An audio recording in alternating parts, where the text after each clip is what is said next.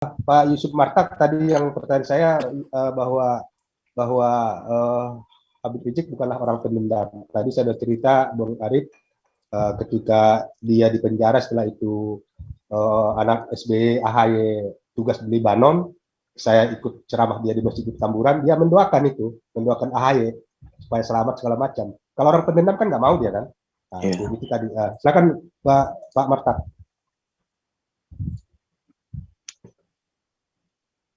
Halo, Pak Yusuf Martak.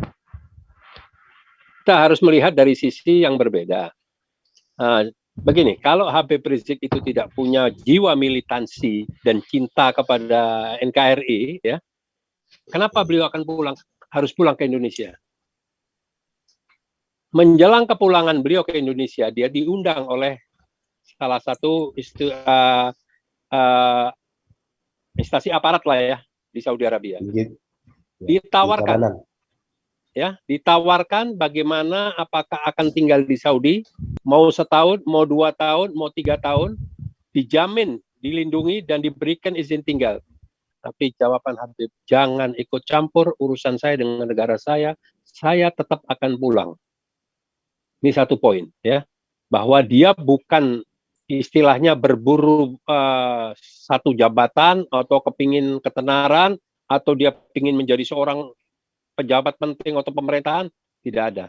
Dan di kita juga tidak ada tradisi itu. Kita bukan pemburu komisaris utama dan lain sebagainya. Kita nggak ada itulah. Itu lupakan saja semua. Nah, sekarang kita bicara masalah yang ada di dalam negeri. Mana sih ada seseorang atau pemerintahan atau kelompok yang sudah kelewat batas bisa selamat dan langgeng? Saya rasa tidak ada. Sudah diberikan contoh tadi oleh Bung Andi Arief. Bagaimana kurang kekuatan apa Soeharto almarhum 32 tahun, tumbang juga. Nah, sekarang tinggal, kalau presiden kita Pak Jokowi ini merasa bahwa dia adalah presiden yang dipilih oleh rakyat, dan presiden yang memang harus mengayomi semua rakyat, bukan hanya kelompok-kelompok tertentu, yang mohon maaf menurut kami, orang-orang di sekitar beliau tidak ada manfaat bagi beliau dan tidak ada manfaat bagi negara. Mereka adalah parasit yang numpang hidup, menumpuk kekayaan, mengambil peluang-peluang besar di pemerintahan saat ini. Berbeda. Nah, kita ini orang jalanan yang berjuang untuk agama, bangsa, dan negara. Dan kami ini bukan, kalau kami melakukan aksi, bukan by order, tidak. Kita itu sudah melakukan pendekatan. Kita sudah mengeluncurkan surat. Kita sudah minta audiensi. Ya, contoh seperti undang-undang HIP, undang-undang Omnibus Law. Kita datang ke DPR, kita bersurat, tapi DPR menyatakan ini nanti akan, kalau pemerintah sudah mutus, kami akan menunda. Pemerintah juga menyatakan kalau nanti sudah dikirim oleh DPR, kami akan menghentikan. Ternyata enggak, semuanya kami dibohongi. Akhirnya ujung-ujungnya muncul dari HIP, muncul BIP. Nah, inilah yang kita alami semua saat ini. Jadi sebenarnya kalau ada orang bilang, sudahlah move on yang mana? Kalau move on Pilpres sudah nggak ada kita bicara. Kita tidak pernah membahas masalah Pilpres sama sekali, selesai. Yang belum move on itu adalah mereka tentang pilkada. Nah, inilah yang dibawa menjadi dendam kesumat. Ya. Contoh misal nih sekarang. Orang yang pernah dulu menghina menista agama, dia sampai hari ini tidak ada henti-hentinya. Keluar di videonya. Ini orangnya nih, ada bukunya nih, yang masih dibuat oleh saudara kita nih. Kalau ini diangkat, nanti baru mereka akan sadar gitu loh, bahwa orang ini bukan orang yang dianggap suci beneran, tidak juga.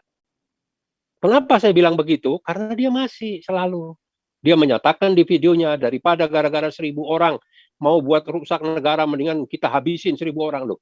Ini kalau main habis-habisan, ini bukan pemerintahan, bukan karakter aparat. Ini adalah karakter mafia.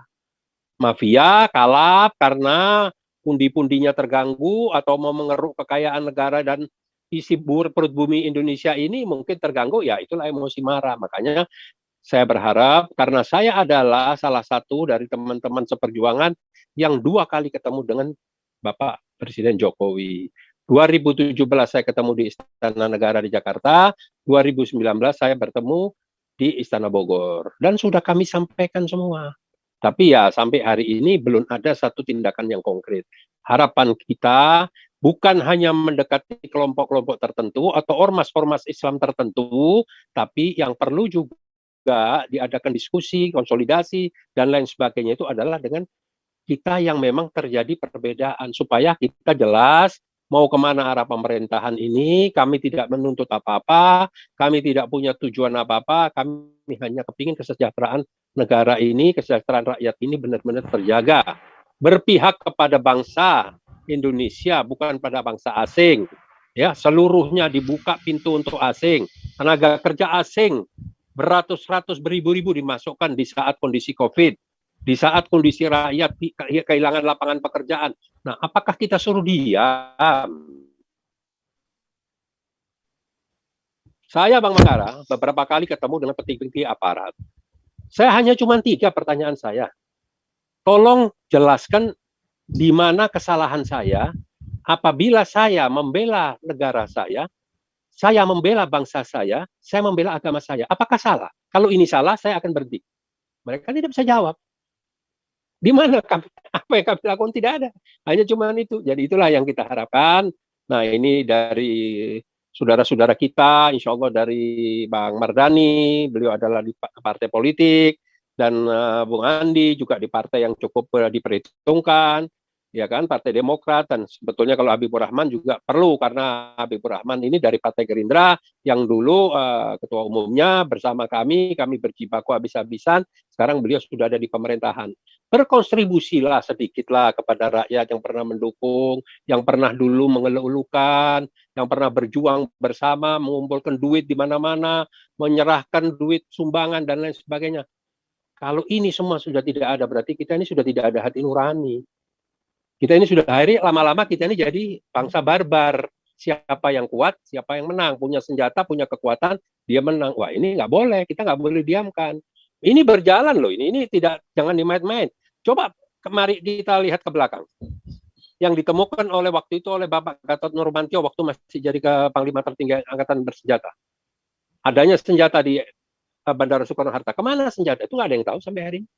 Di kemana kan nggak ada yang, sudah tidak ada yang membahas. Coba bayangkan, kalau itu berada di tangan-tangan orang-orang yang tidak bertanggung jawab nantinya, mau jadi apa negara ini? Jadi bukan kami yang dikatakan bahwa ini akibat dari kelompok Habib Rizik, Indonesia mau dijadikan seperti Suriah, mau dijadikan seperti ini, dijadikan seperti Libya. Salah, mereka yang akan menjadikan itu. Kami nggak punya senjata, kami nggak punya apa-apa. Paling banter senjata kami pentungan. Jangan lagi pistol. Dari mana kita pernah pistol? Saya nggak yakin dan 1000% tidak ada karakter FPI melakukan hal-hal itu menurut saya ya. Sampai akhirnya FPI dibubarkan. Apa salah organisasi tiba-tiba dibubarkan tanpa melalui proses pengadilan dan lain sebagainya? Ini kan sudah tidak konstitusi lagi semua yang dilakukan. Siapa kuat, mereka yang menentukan. Nah, ini tidak boleh. Marilah kita sama-sama, kita mencintai bangsa kita mencintai negara yang kaya ini, agar benar-benar terselamatkan. Jangan lagi nanti hanya semua tujuannya hanya cuma keinginan menyusun dan membesarkan kekuasaan dan menumpuk kekayaan yang sebesar-besarnya. Mau dibawa kemana? Nggak ada gunanya semua. Itulah yang bisa saya tanggapi, Bung Mangkara. Ya, betul seperti yang dikatakan tadi, memang kita masih banyak pekerjaan rumah yang dilakukan ke depan. Bung Andi Arief tadi mengatakan rekonsiliasi, terus ada yang mengatakan politik identitas yang melekat selalu kepada umat Islam. Padahal saya bilang tadi,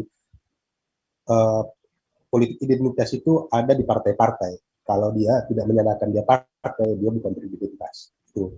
Kemudian ada masalah agamis, nasionalis. Sebenarnya itu juga saya sudah pernah wawancara dengan orang dan akhirnya itu berkembang bahwa kalau dalam pandangan saya tidak ada nasionalis agamis. Orang nasionalis pasti beragama, orang beragama pasti nasionalis. Itu. Nggak ada itu mah politik pecah belah kalau saya bilang. Nah, mohon Bung Arisera menanggapi pandangan-pandangan seperti ini bagaimana? Apakah hal ini tadi dikatakan bahwa Habib Rizik itu mau dihabisi? Secara karakter sudah dicoba dihabisin, jadikan tersangka segala macam dulu. Nah, sekarang dihabisi di penjara. Ini mau dihabisi bagaimana lagi nih Habib kita ini? Silakan. Ya, saat mengarah saya tetap menilainya dengan 3 tadi ya. Pertama, memang jalan hidup yang dipilih Habib Rizik itu jalan nahi munkar. Dan pasti akan menghadapi tantangan yang jauh lebih berat ketimbang yang seruan amar ma'ruf. Yang kedua tadi ya, dilalahnya, dan ini sebetulnya tantangan buat kita semua, ada kelompok yang mendompleng kekuasaan atau mungkin sedang berkuasa yang tidak punya jiwa besar. Harusnya tadi koeksistensi itu kan artinya eksistensi bersama gitu.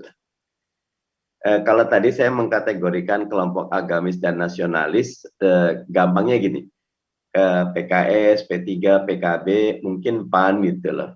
Itu agamis karena memang tumbuh, ada yang dari Muhammadiyah, ada yang dari NU, ada yang dari kelompok Tarbiyah, ada yang, nah ini kita coba dengan umat, dulu ada HMI, kita dari HMI, bagaimanapun kalau lihat akarnya dulu, bagaimana Kiai Haji Hashim Asy'ari, Kasman Singodimedjo, itu memang ada dalam BPUPKI diskursus gitu loh. Kelompok nasionalis ingin negara ini quote and unquote sekuler gitu loh. Atau kelompok tidak ada agama berperan. Kita kelompok yang agamis ingin ya jangan menafikan, memang realitanya ada. Nah, kita sudah ketemu konsensusnya Pancasila. Dan Pancasila yang dipegang sama kita Pancasila 18 Agustus. Kalau 17 Agustus kan ketuhanan dengan kewajiban melaksanakan syariat Islam bagi pemeluknya. Tapi karena proses politik yang ada, Pancasila yang sekarang adalah ketuhanan yang Maha Esa. Dan itu pun kalau kita memahami penjelasan dari BPUPKI, ini prima causa, sila 1 tuh prima causa, sila 1 tuh mewarnai sila-sila yang lain. Tidak ada sila kemanusiaan, sila persatuan, sila permusyawaratan dan keadilan kecuali didasari oleh sila ketuhanan yang Maha Esa. Nah, itu sudah sepakat dan sebetulnya sudah selesai gitu loh. Kami di PKS dan saya hadir waktu 212 2020 dengan Ustaz Slamet Ma'arif. Ustaz Slamet mungkin bisa ikutan bagaimana penjelasan Habib Rizik tentang Pancasila itu sangat proporsional, sangat substansial, sangat fundamental, dan sangat kokoh gitu loh. Jadi kelompok-kelompok yang mungkin mereka anggap fundamentalis, ekstremis, sebetulnya sudah bertransformasi menjadi kelompok agamis yang nyaman dalam rumah Pancasila ini, karena kita mau Pancasila adalah rumah kita bersama, dan Pancasila yang kita mau Pancasila yang tafsir terbuka, bukan tafsir tunggal, sesuai dengan rancangan undang-undang HIP yang kita tolak gitu. Nah, berikutnya yang ketiga tadi, karena dari 2014 sampai 2019 kalau kita lihat Pak Jokowi itu tidak menang besar, bahkan di 2019 cuma naik 1% gitu loh. Dari 54, berapa jadi 55, berapa gitu. Itu padahal udah 5 tahun sebagai incumbent.